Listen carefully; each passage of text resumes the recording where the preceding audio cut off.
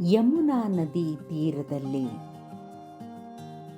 ಹಣೆಗೆ ಸಿಂಧೂರ, ಕಾಲಿಗೆ ಗೆಜ್ಜೆ, ಸೊಂಟಕ್ಕೆ ಒಡ್ಯಾಣ, ಲಂಗಕ್ಕೆ ತಕ್ಕ ರವಿಕೆ, ಅದಕ್ಕೊಪ್ಪುವ ದಾವಣಿ, ನೀಳ ಜಡೆ, ಅದಕ್ಕೊಂದು ಕೆಂಡ ಸಂಪಿಗೆಯ ದಿಂಡು, ತೀಡಿದ ಹುಬ್ಬು, ಕಣ್ಣಿಗಚ್ಚಿದ ಕಾಡಿಗೆ, ತುಟಿಗೆ ಅಲಕ್ತಕ ರಸದ ಮೆರುಗು, ಕೈಗಳಿಗೆ ಮಣ್ಣಿನ ರಂಗಿನ ಬಳೆಗಳು, ಹಸ್ತಗಳ ತುದಿಯಲ್ಲಿ ಹಿಡಿದ ಕಾಡು ಹೂಗಳ ಮಾಲೆ.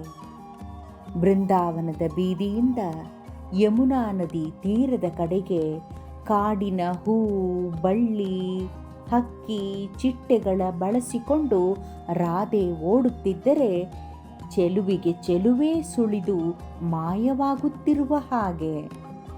ಮರದಿಂದ ಇಳಿಬಿದ್ದ ಬಿಳಲು, ಬೇರು, ಹೂಬಳ್ಳಿಗಳಿಂದ ರೂಪಿಸಿದ ಉಯ್ಯಾಲೆಯ ಮೇಲೆ ಕೊಳಲನೂದುತ್ತಿರುವ ಶ್ಯಾಮನ ಕೊರಳಿಗೆ ತಾನು ತಂದ ಕಾಡು ಹೂಗಳ ಮಾಲೆಯನ್ನು ಹಾಕಿ ತನಗಿಂತ ಚೆಲುವನ ಚೆಲುವನ್ನು ಕಣ್ತುಂಬಿಕೊಳ್ಳುವ ರಾಧೆ ಮುರಳಿಯ ಮೋಡಿಗೆ ಮೈಮರೆತು ಅವನ ತೋಳುಗಳಿಗೆ ಒರಗಿಕೊಂಡು ಕಣ್ಣು ಮುಚ್ಚುತ್ತಾಳೆ. ಹೂಬಳ್ಳಿಗಳ ಉಯ್ಯಾಲೆಯಲ್ಲಿ ತೂಗುತ್ತಾ ಇಳಿ ಸಂಜೆಯಾಗುವುದೇ ಇಬ್ಬರಿಗೂ ತಿಳಿಯುವುದಿಲ್ಲ.